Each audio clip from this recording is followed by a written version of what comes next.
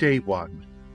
My name is Marten, a servant at King Alden's court, and I've served in the palace for over a decade, though lately my role has become increasingly obscure.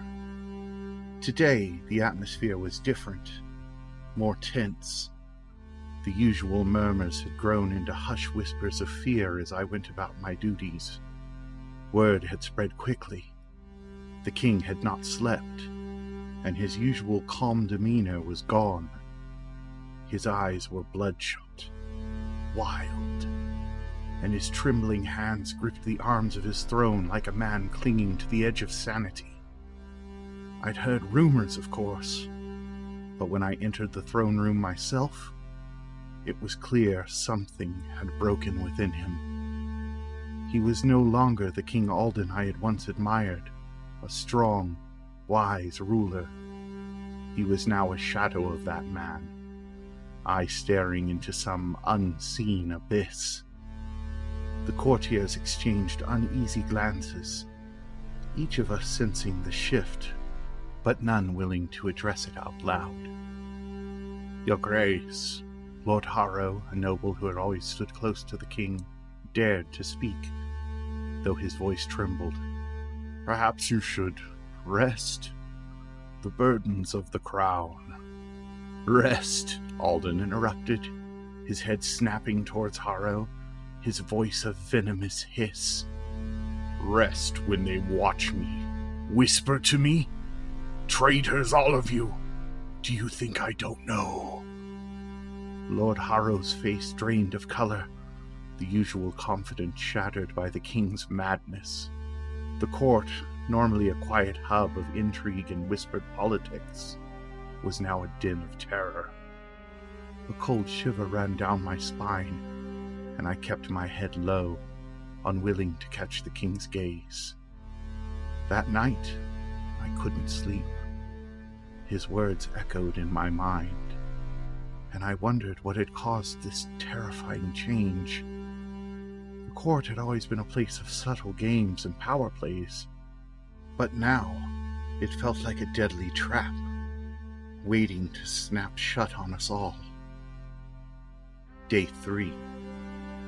By the third day, King Alden's paranoia had worsened. He wandered the halls at night, muttering to himself, eyes darting around as if ghosts walked beside him. Even the loyal knights, men who had served him for years, were eyed with suspicion. Several had been dismissed, others imprisoned without trial. The first execution came swiftly. Sir Cedric, a knight of unwavering loyalty, was accused of treason. There was no defense, no evidence. Only the king's word, and that was enough. I was there, among the crowd of silent courtiers, watching as the executioner's blade fell. King Alden didn't flinch. He watched with cold detachment as Cedric's life drained from his body. No one spoke. No one dared. Fear had gripped the court like a vice, and we all understood. None of us were safe anymore. That night, I lay awake again, the king's screams echoing through the castle. He called out names of long-dead men, accusing them of betrayal. There was no peace, only the steady descent into madness. Day 7. The king no longer left his chambers during the day. The court became a place of terror, with every whispered conversation suspect. Every glance exchanged between courtiers could be seen as a plot against the crown. I kept my head down, performing my duties in silence, but the fear was palpable. Every morning more servants disappeared, dragged away under suspicion of treason. The king's ghosts were relentless. We could all hear him scream at night, calling out names and accusing shadows of betrayal. I often passed his chambers late at night, drawn to the noise, Though I knew better than to linger, the king's madness was a curse, one that clung to us all. We still didn't know why.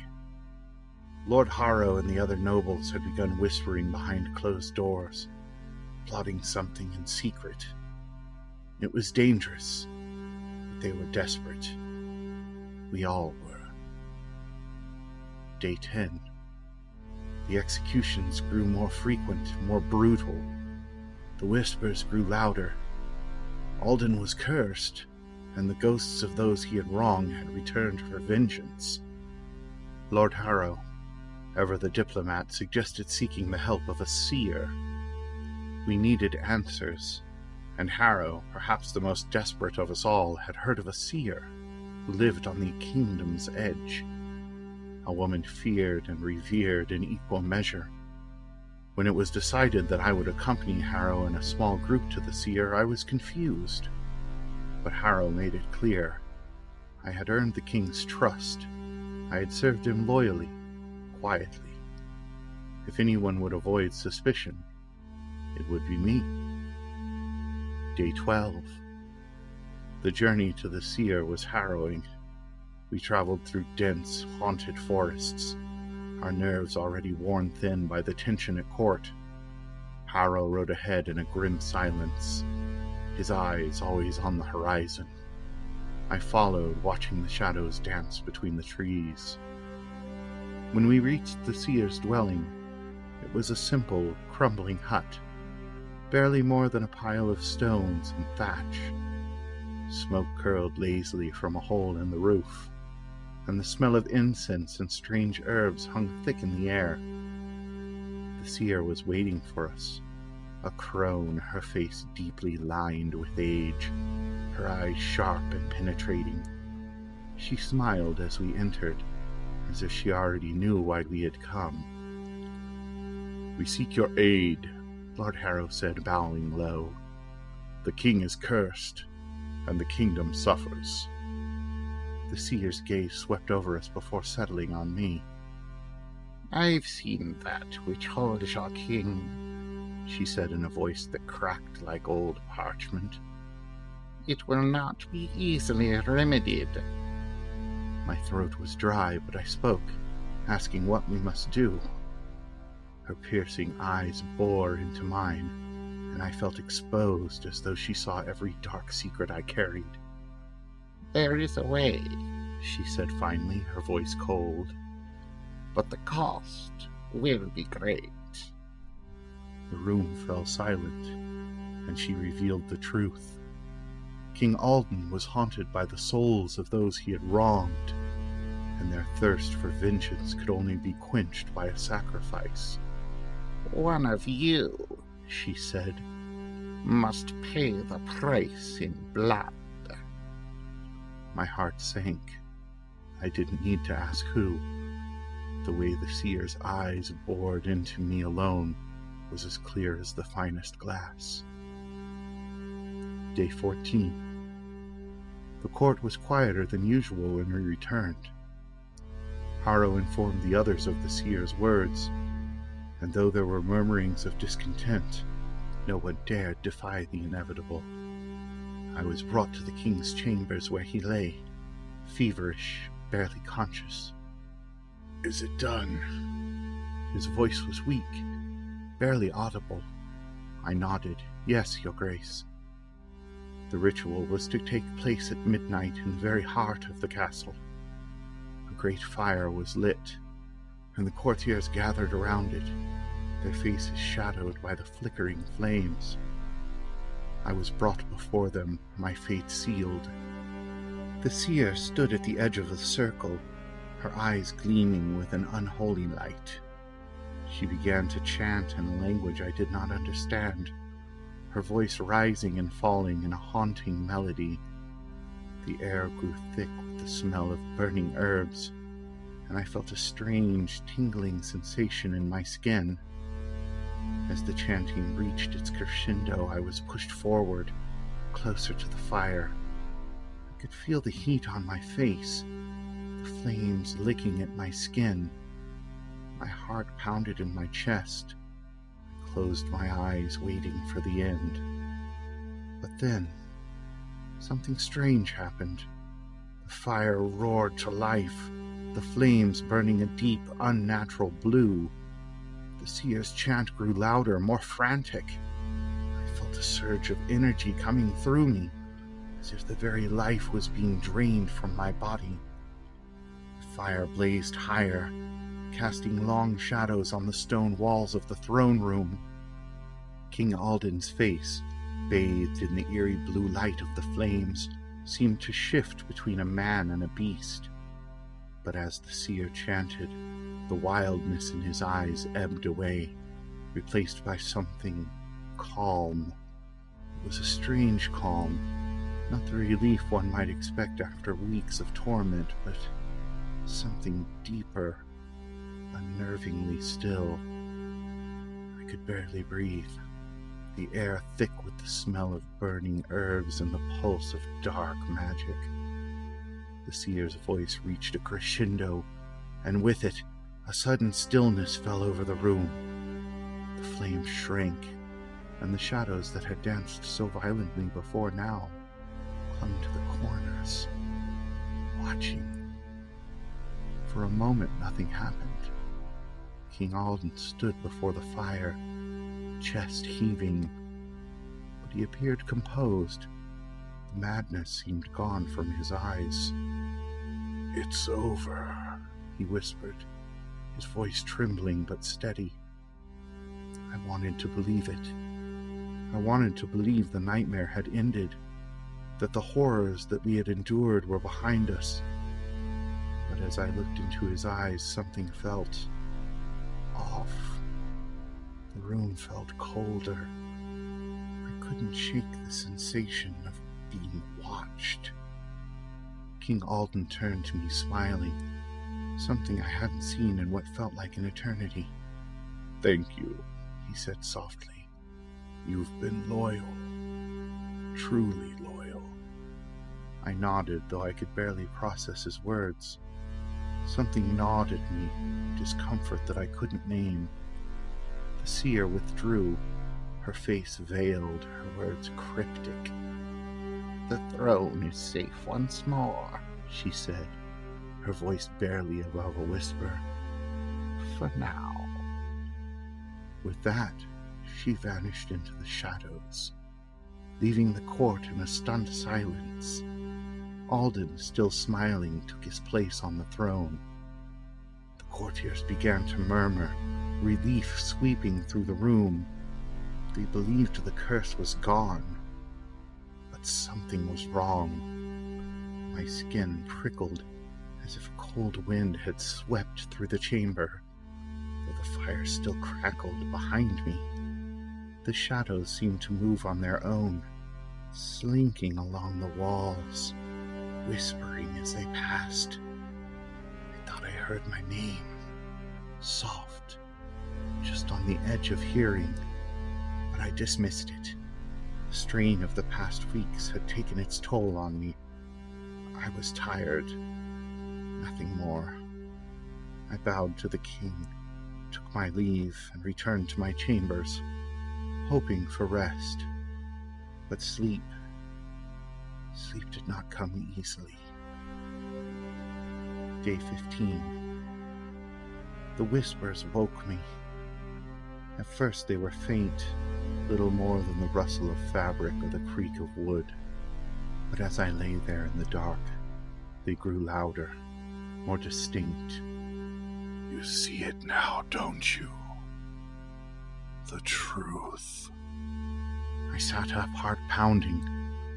My chambers were still, the pale moonlight filtering through the narrow window. I glanced around, but nothing seemed out of place. Yet the voice persisted. "He's not free. He never was. He's lying to you. They're all lying." I rubbed my eyes, trying to shake off the remnants of a nightmare that clung to me like cobwebs. It had to be the stress. That was all it was. I I hadn't slept properly in weeks. The things we had seen, the king's madness, it had unsettled everyone. Surely this was just my mind playing tricks. But as I dressed and made my way through the castle, the feeling of being watched never left me. The courtiers greeted me warmly, smiles on their faces as they spoke of their relief at the king's recovery. They didn't seem to notice the strange looks I gave them, or the way my eyes lingered on the shadows that pooled between their feet. I thought I saw something move in the corner of the room, but when I looked directly, it was gone. Just nerves, I told myself. Everything is fine. Everything is back to normal. But the voices didn't stop. Day 17.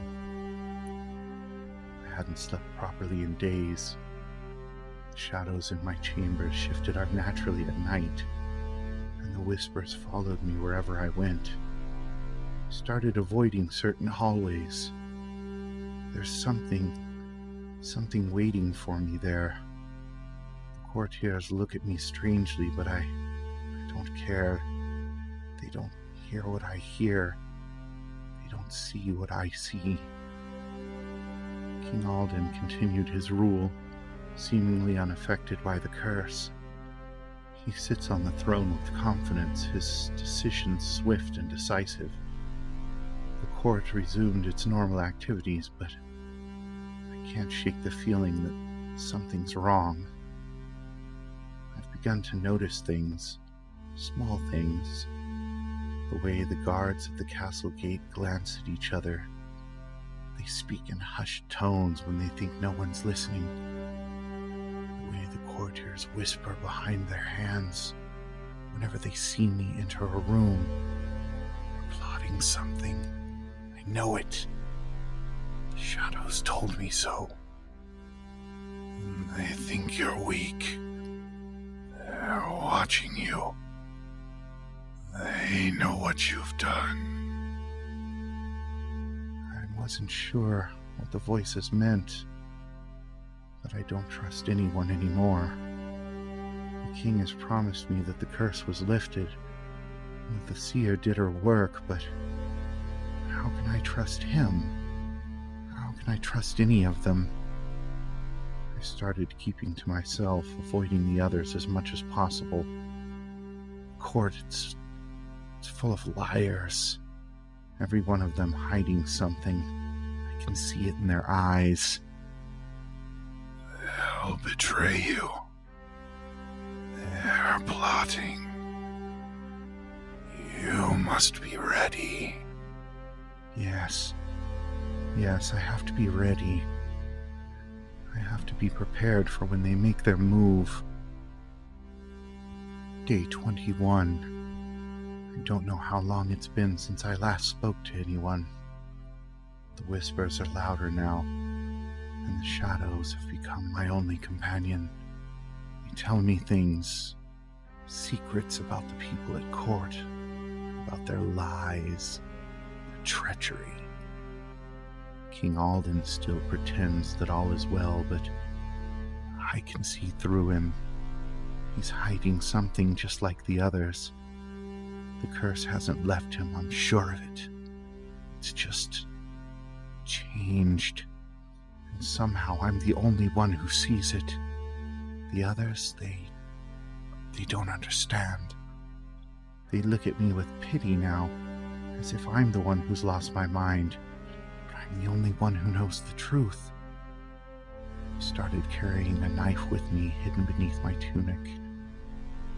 The shadows told me I needed to protect myself. I don't know when they'll strike, but I can't let them catch me off guard. Not when I'm so close to finding out what they're planning. You have to be careful. They'll try to stop you. They'll say you're mad. You're the only one who can see the truth. The voices are right. I'm not mad. I'm just are vigilant. Day 25. The shadows know everything.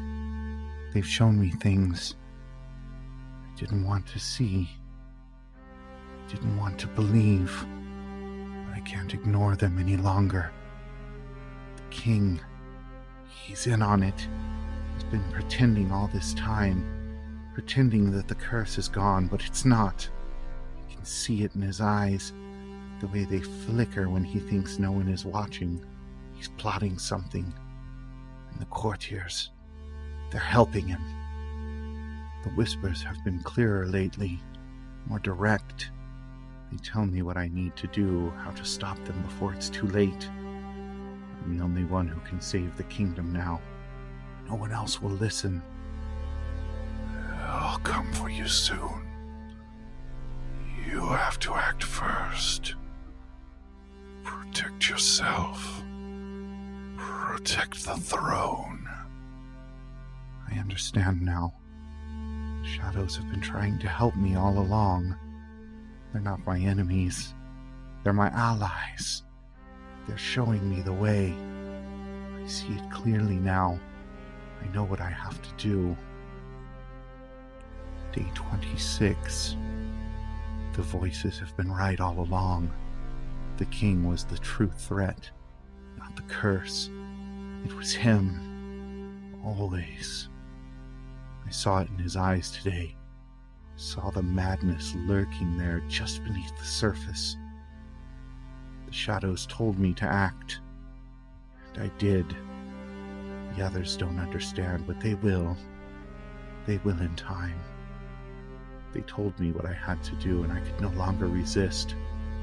The king, Alden, had to die.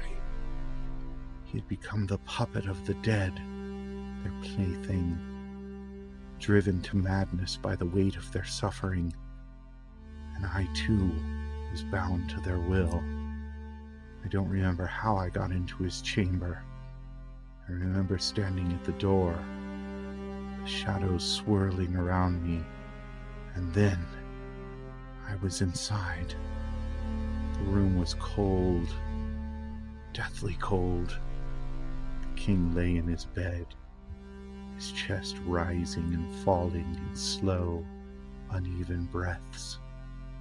I stepped closer, and the candle on the bedside table flickered, casting wild shapes against the walls. For a moment I saw the faces of the dead in the shadows, their mouths open in silent screams. And then I was upon him.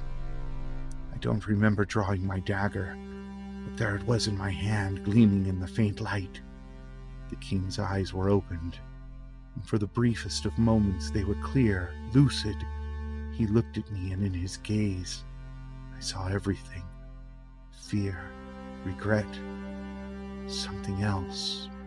Relief? He didn't fight. He didn't scream.